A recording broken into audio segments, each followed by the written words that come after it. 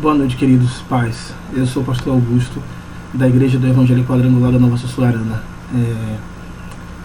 Nós estávamos para fazer o culto online, mas ainda estou com um problema no YouTube, porque eles demoram 24 horas. Eu fiz ontem às 20 horas, até 24 horas, né? Eu fiz ontem às 20 horas e 20 minutos, e eu estava tentando durante esse período e não consegui. Aí eu decidi, eu vou antecipar, vou gravar um vídeo para poder a gente estar compartilhando, né? E eu quero, nesse momento, iniciar com oração, né? Para que Deus esteja ministrando aos nossos corações, as nossas vidas. Pai, nós louvamos o Teu santo nome. Nós sabemos que o Senhor é Deus, grande, poderoso. El Shaddai é o Teu nome. E nós temos visto todas essas coisas que têm acontecido no mundo. As nações estão desesperadas, as pessoas sem saber o que fazer. Mas nós entendemos que o Senhor continua permanecendo Deus. E nesta hora eu quero te pedir misericórdia, Senhor, por essas nações. Misericórdia pelo nosso Brasil, pelos italianos, pelos franceses, por essas nações que foram acometidas desse coronavírus, pelos chineses. Deus, tenha misericórdia de nós. Coloca a Tua poderosa mão, Senhor, que seja solucionado por completo. Que de fato esse medicamento que foi descoberto, que ele esteja conseguindo solucionar o problema na vida das pessoas. Eu sei que existem muitos idosos e crianças que estão doentes com o coronavírus, mas o Senhor é Deus. E eu te peço misericórdia por essas vidas, em nome de Jesus. Amém. Amém, queridos. Assim, eu sei que hoje é impossível a gente falar de qualquer coisa e não falar dessa situação do coronavírus. Eu faço parte de alguns grupos, e tem um grupo que eu faço parte que é de colegas da faculdade, e tem uma das pessoas que estava incitando as pessoas a saírem, ir para as suas igrejas, não ficar com suas igrejas fechadas, mas irem para o culto, assistirem os cultos, fazer os procedimentos do álcool em gel e tal. E saltou um versículo bíblico assim cheio de emoção, né? Falando que as portas do inferno não prevalecerão contra a igreja. É Bíblia, é fato, mas não é contexto para a gente utilizar para que as pessoas estejam desobedecendo às autoridades constituídas. E a Bíblia diz que toda autoridade constituída é constituída por Deus. Então, às vezes a gente está arrumando um versículo bíblico para poder justificar a nossa desobediência, né? Então, queridos, fique atento. Não saia para poder ir, já que não tem culto lá na igreja, eu vou para a igreja de fulano, que a igreja de fulano tem culto. Isso não é fé. Isso é desobediência. Isso é falta de vigilância. E nós temos que ser... A Bíblia diz que os filhos das trevas são mais prudentes do que os filhos da luz. Então nós temos que ser prudentes. Prudência em primeiro lugar. Você tem que estar atento às suas atitudes para que você não venha sofrer, não trazer doença para sua casa. Se você tiver um idoso dentro de casa, esse idoso pode sofrer. Se você tiver também uma criança, pode ser acometido, ou até você mesmo ser acometido com essa doença. Então, a gente vai evitar ao máximo, vai fugir. Eu não tenho álcool em gel em casa. Lave as mãos, lave com água, sabão. Você já viu o procedimento? As pessoas estão ensinando como é que você faz, como é que você lava as mãos. Pegue e pratique. Sabão, água, e vai fazer todo o procedimento para suas mãos ficarem bem limpas. Uma toalha sua, de preferência, se você não tiver toalha de papel, que é melhor a toalha de papel porque você descarta, joga fora. Mas fora disso, é uma toalha individual, a toalha é sua. É uma toalha sua que você vai estar utilizando para você estar enxugando suas mãos, né? Mas vamos à palavra.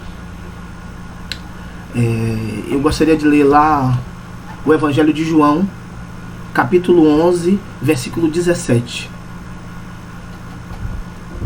Abra aí na sua Bíblia, João 11, 17. E diz o texto: chegando, pois, Jesus, achou que já havia 4 dias que estava na sepultura. Ora, Betânia distava de Jerusalém quase 15 estádios. E muitos dos judeus tinham ido consolar a Marta e a Maria acerca de seus irmãos. Ouvindo, pois, Marta que Jesus vinha, saiu-lhe ao encontro. Maria, porém, ficou assentada em casa. Disse, pois, Marta a Jesus: Senhor, se tu estivesses aqui, meu irmão não teria morrido. Mas também agora sei que tudo quanto pedirdes ao Pai, Deus te concederá. Disse-lhe Jesus: teu irmão há de ressuscitar. Disse-lhe Marta: eu sei que há de ressuscitar na ressurreição do último dia. Disse-lhe Jesus: eu sou a ressurreição e a vida. Quem crê em mim, ainda que esteja morto, viverá. E todo aquele que vive e crê em mim, nunca morrerá. Crês tu isto?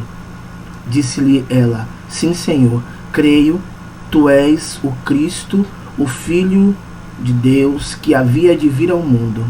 E dito isto, partiu e chamou em segredo a Maria, sua irmã, dizendo: o mestre está cá e chama-te.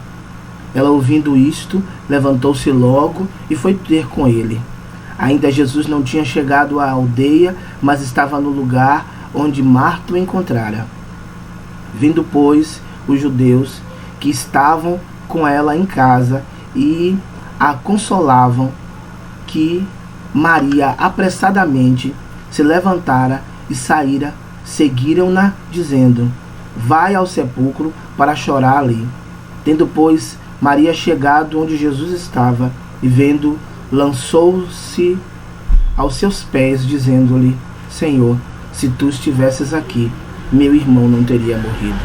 Jesus, pois, quando a viu chorar, e também chorando os judeus que com ela vinham, moveu-se em espírito e perturbou-se. E disse: onde o pusestes? Disseram-lhe: Senhor, vem e vê. Jesus chorou. Disseram, pois, os judeus: vede como o amava. E alguns deles disseram: não podia ele, que abriu os olhos dos cegos, fazer também com que este não morresse? Jesus, pois, movendo-se outra vez, muito em si mesmo, veio ao sepulcro, e era uma caverna, e tinha uma pedra posta sobre ela. Disse-lhe Jesus: tirai a pedra. Marta, irmã do defunto, disse-lhe: Senhor, já cheira mal, porque é já de 4 dias. Disse-lhe Jesus: não te hei dito, se creres verás a glória de Deus? Tiraram-na, pois, a pedra de onde o defunto jazia, e Jesus, levantando os olhos para cima, disse-lhe: Pai, graças te dou por me haveres ouvido. Eu bem sei que sempre me ouves, mas eu disse isto por causa da multidão que está em redor, para que creiam que tu me enviastes. E tendo dito isto, clamou com grande voz: Lázaro, sai para fora! E o defunto saiu, tendo as mãos e os pés ligados com faixas, e o seu rosto envolto no lenço. Disse-lhe Jesus: desliga-o e deixa-o ir. Oremos. Pai, em nome de Jesus, ministra aos nossos corações nesta noite, para que a tua palavra esteja se movendo sobre as nossas vidas e nos transformando. Em nome de Jesus. Amém. Na crença judaica existe o seguinte: quando a pessoa tinha morrido, chegando ao 3º dia, eles diziam que o espírito, até o 3º dia, o espírito parava sobre o corpo, mas no 4º dia o espírito já tinha ido embora. Não tinha mais como voltar à vida. Era uma condição irrevogável, não tinha mais. Lázaro estava morto 4 dias, então não tinha mais jeito. Ele estava morto. Ninguém podia mais revogar isso, né?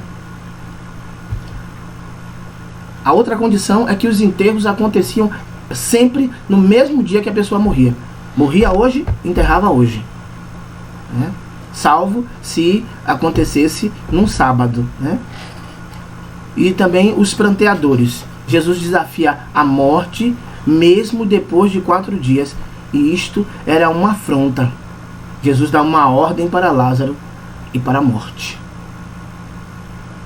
A ressurreição de Lázaro acontece sem nenhum procedimento médico, sem palavras mágicas ou qualquer coisa desse tipo. Mas se a gente for trazer isso para as nossas vidas, o que a gente pode aprender? Que lições a gente pode aprender com essa história na qual Jesus ressuscita Lázaro? A primeira coisa que a gente precisa entender é que a morte de Lázaro era um problema que não tinha mais jeito. Imagine. Já haviam se passado 4 dias.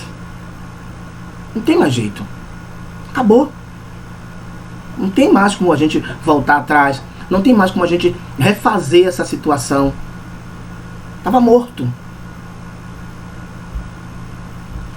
Aí a gente começa a pensar um pouquinho. Às vezes olhamos para um problema, está faltando um dinheiro, tem um débito no banco. Nós olhamos esses débitos no banco e começamos a ficar desesperados. Como é que nós vamos pagar? Um cartão de crédito. Comprou, conseguiu pagar os primeiros meses, mas agora as coisas apertaram, se tornaram difíceis. E o desespero, a angústia. E cartão de crédito é assim, né? Vira uma bola de neve. Você acha que no outro mês você paga, aí nós tomamos aquela posição, vamos pagar só o mínimo. Só que o mínimo é mínimo mesmo. Ele é pequeno. E quando chegam os juros, são bem altos. Você não estava conseguindo pagar o pequeno, se tornou maior e se tornou mais difícil para você pagar. Sabe aquela coisa que você olha e fala assim mesmo, essa dívida já se tornou tão alta? Era um cartão que eu devia 3 mil reais, eu estou devendo 45. Como é que eu vou pagar isso? Como é que isso vai ser solucionado? Como é que vai ser solucionado? Aí, a gente precisa fazer o seguinte, ó. A gente clama a Jesus. O problema é difícil? A gente clama a Jesus. A gente clama porque a nossa necessidade é estar sendo socorrido por Ele. Porque se a gente não consegue resolver, tá enfermo, você olha a doença e você diz, rapaz, não tem mais jeito aqui não. Os médicos já deram um diagnóstico de morte. Mas quem disse que tem impossíveis para Deus? Quem disse que a última palavra vai ser a dos homens?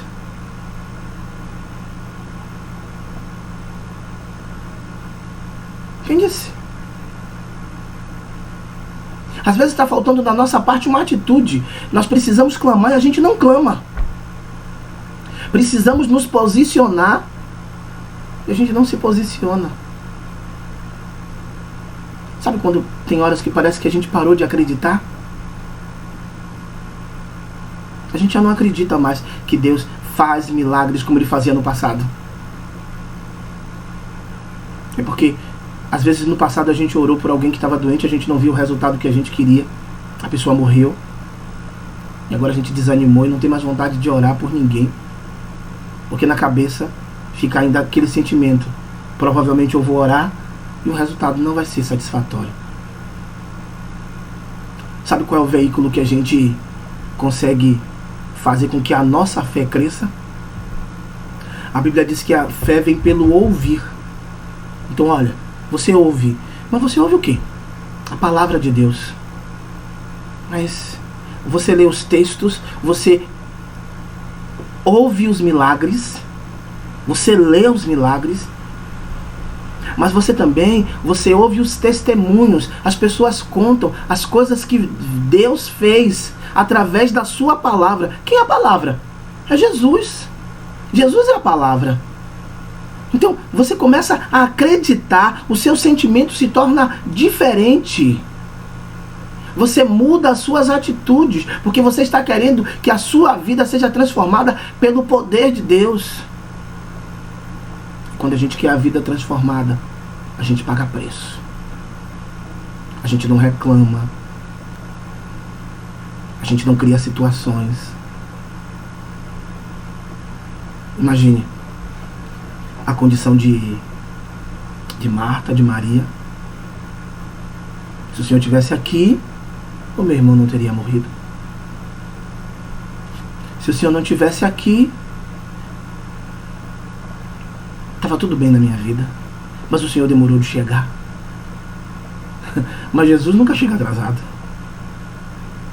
A Bíblia diz que tem tempo para todas as coisas. Aquele era o tempo de Deus. Aquele era o tempo que Deus queria manifestar o poder dele daquela forma. Tem coisas que começam a acontecer nas nossas vidas e nós começamos a ver que tudo está se tornando difícil, mas existe um propósito de Deus para a gente se aproximar mais dele, para a gente orar mais, para a gente ler a palavra, para ficarmos edificados pela palavra, para influenciarmos vidas, para contar as coisas que Deus fez nas nossas vidas, para dizer, olha, eu vivi assim, eu passei por isso, mas Deus me resgatou, Deus me tirou. Quando tudo parecia que não tinha mais jeito, Deus veio de lá e pã, resolveu, solucionou o problema. Se eu ficar só olhando para o problema, eu não vou ter a atitude de reagir contra o problema.